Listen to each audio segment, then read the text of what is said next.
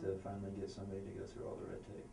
When you also had shared with me before we came in here for the interview that it also affected his personal situation with his wife.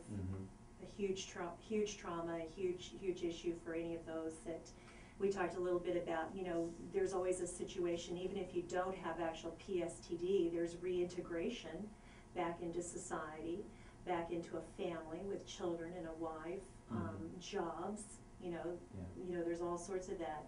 So we have a lot more to talk about here, but we're going to head into a break. We're going to come back then with Ashley and talk some more about post-traumatic stress disorder. This is Joan with the Joan Yurkovich Show, 910 KINA.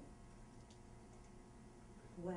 Sorry about that. I got kind of mixed up on my time here. I didn't 14. start it right on the I'm good. dot. I got you good, girl. Good. I got you Good. 14 and 9. I'm glad you shared that story about that gentleman. It's so sad, but it puts such a face to it.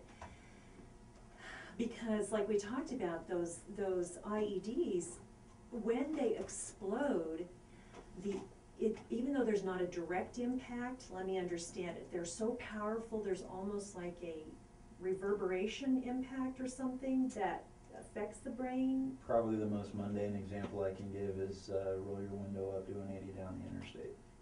You know how it just kind of, it builds the pressure? Oh, yeah, yeah. Well, take that times about, I don't know, 1,000. Ooh, jeez. And it's just for a split instant, but it's the shock wave of the explosion, and you're in an enclosed vehicle that's armed. And so what it does is it just sends this, I mean, I don't know, I guess it would be like putting an egg in a container, in a sealed Tupperware container, and then blowing something out outside and looking at it, and the eggs inside is just, it's cracked. Right, right. Because it... And I mean, that's injury, that's trauma, which exhibits by this sorts of behavior or the thinking patterns changing. You know, obviously all of that, you know, is exhibited by that. Did you see any other symptoms of the IED, traumatic brain stuff? Joan, is every time we'd get hit, any parties within so close to the explosion would have to go into the hospital there on base. Okay. And they'd send you through basically a PTSD, or not but an IED evaluation is what they called it. And you would have to do some of the silliest things if you did it, you know. I guess sober would be the word. But if you do almost like a sobriety test. They seem very simple, but they will be indicative of brain injury. Say these 5 words: apple, walnut, car, something, something. And I've been there with other guys that were with me, and they'd get to apple, or they could say the last word, and they're searching, and you can't do it. Or they would say, oh, I wish I could remember what all.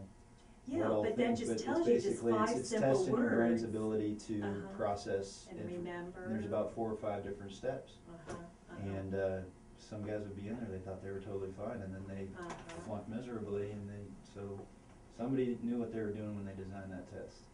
Which seems so simplistic, but also indicative of what could be. So it was all just kind of sitting and verbalizing something back. Were there any motor skills that got affected? Did you have to, you know? No, they didn't test any motor skills. It was always just the processing of the thought processes. That's right, and it wasn't exactly an easy test. Right. Because I was never good at the memory game.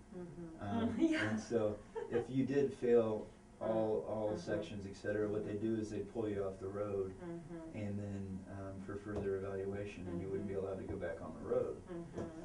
At one point, we were so undermanned, our particular platoon, that I was the only assistant convoy commander that was fit for duty, as they called it, and we were down to 1 convoy commander that was fit for duty. And so if we ever had to fill in for either one of us, we'd have to pull from a whole other platoon. We had so many guys that so that's telling me that's how many IEDs you were encountering as you drove these convoys. And in 1 year, our platoon went through over 250 IEDs. And then, my word. Yeah.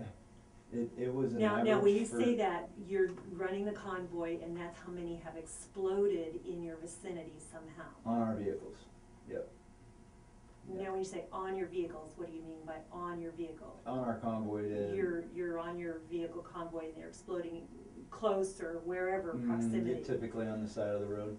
Wow, that close, like within feet, Yeah. like within, inches. And some of them are smaller. I mean, Mhm, you don't want to call mhm. any explosion insignificant, but some of them are just, it might be a guy out there practicing his detonation device, and it really Wow. wasn't meant to do much damage, and then others are just incredible. Mhm. And Well, I'm going to go back to the interview, and I think I will go ahead and get back to PTSD and make sure and prompt people to listen to some of this behind the scenes, which is why we like to do the video, because we always get a lot of good information, and I think the whole traumatic brain injury, IED stuff could be a whole show in itself, but Mhm. we'll go ahead and do a quick 9 minutes with our return here. So.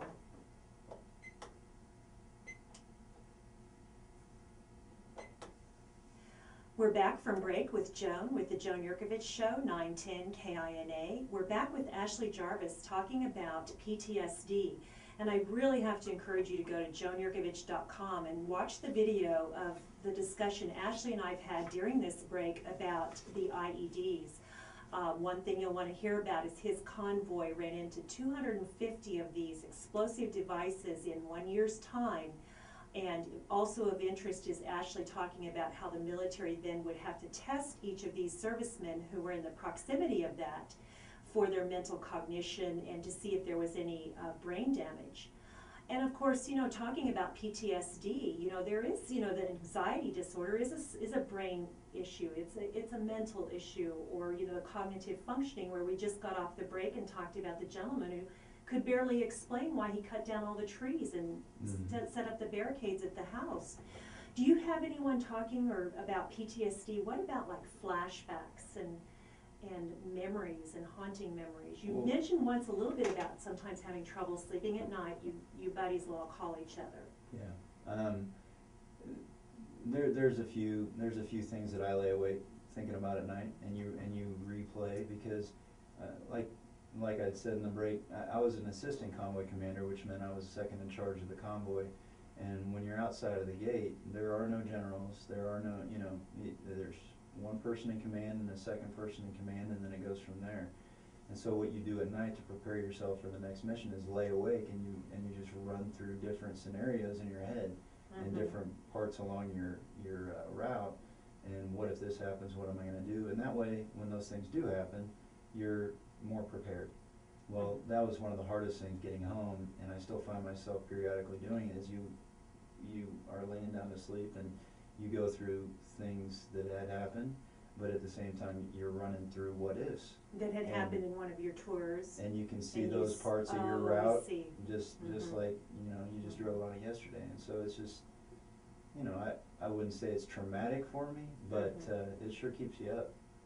Because you're thinking, obviously, like you said, what if, but also, are you kind of rethinking how things were handled, or different things, different scenarios kind of run through your mind? Exactly. Or that how could you have particular done scenario? better? How could it have gone worse? Because like I said, we were fortunate. In our platoon, we actually did not lose one life. But I saw numerous acts of God where basically there's no explanation as to why we all made it back. Is that right? Yeah. What were some of those? If you there was care a to truck talk about fire it? in particular that most of my family's heard about. The one I share the most. There was 2 United States soldiers that were basically they were trapped in the cab. Right. And it was a fuel tanker, and it had been hit with an IED.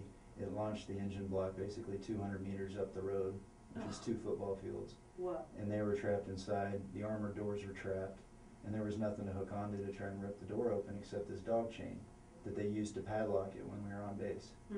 And we hooked the winch to the dog chain, and the dog chain basically shredded 2 half-inch bolts that hold the door on. And there's no rhyme or reason, but basically, I mean, the only thing we really could see is their handprints on the glass and the screaming from inside. Right. And so that's probably now you're the saying thing that has kept me awake. That chain did get them out, or did yes, not? It did. And nobody thought it could? No way. No way. Too lightweight for the heavy duty It took project 6 guys at to heave the Wow. winch, and 2 guys actually got 2nd and 3rd degree burns. Getting the hook Trying on to the help dog them chain out. that, yeah, that got the hook on the dog chain that actually got the door open. Mm-hmm. So even though he thought there was no way, Mm-hmm. these two individuals went ahead and basically were in the flames, which if anybody's seen a car on fire, Wow. is just ridiculous. A fuel tanker, no less. I Mhm. mean, you know, you've got all that fuel, which is probably why that exploded 2 football fields away. Exactly.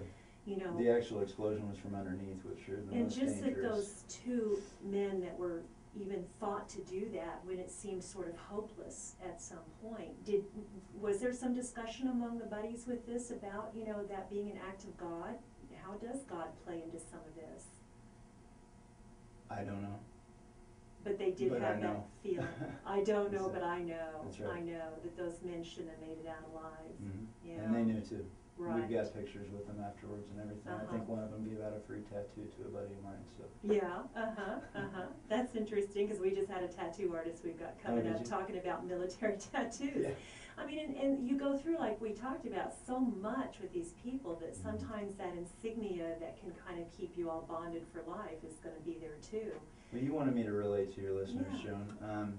The best explanation I could give, especially if you're in your car listening to this, is, you know, when you're in the middle of downtown Iraq, anywhere, you know, you look around, and if you look at the car next to you, or you're parked at a stoplight, and you see the car in front of you, potentially any one of those could be, you know, a car bomb. Wow. And the next time that you're driving down the road and you see that chunk of trash in the middle of the road, or you see a hump of dirt that looks out of place on the side of the road or something like that, you know. Or that roadkill we talked about. Exactly, just think if that was a .155 round that could basically just destroy your car. I mean, that's something that we have to just get out of our minds, but it takes a lot of time and a lot of understanding. That's a good way of presenting it to our listeners too, Ashley, because, you know, we're not there to get that feel for you're, you know, driving down the street and you see a piece of trash or you see this or that. You know, we don't even give it a second thought.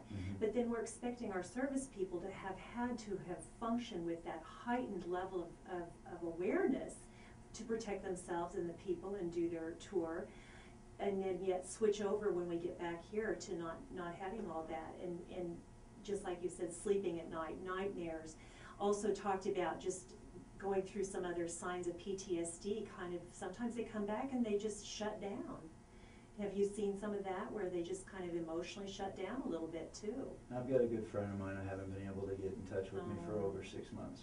Just and you because think he shuts down, I mean, he holds down a job, and he's good with his kids, but again, we talked about, I feel like dealing with it is talking with your buddies that have been there, but everybody has their own way. Everybody's different, and his way is to kind of push you all aside and say, I don't want to think about it. If I see you or talk to you, I have to go think about it. And so he's shut down.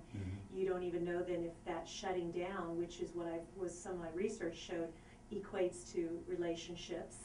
You know, maybe the marriage starts to struggle if they're shutting down too. Have you heard of that as well? Yes. Yeah. Right. Well, we have had such an interesting conversation here, and it's one that doesn't end and will go on, and we'd hope to have some other people coming on to talk about their experiences. But thank you so much for being forthright, brave.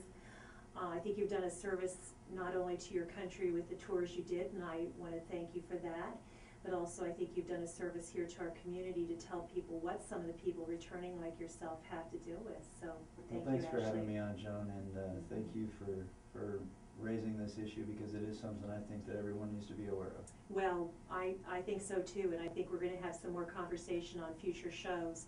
And don't leave, stay tuned. We're going to talk to the Salina Private Investigator, a little more of a lighthearted subject, but one you'll want to stay tuned to for the Joan Yurkovich Show, 910 KINA.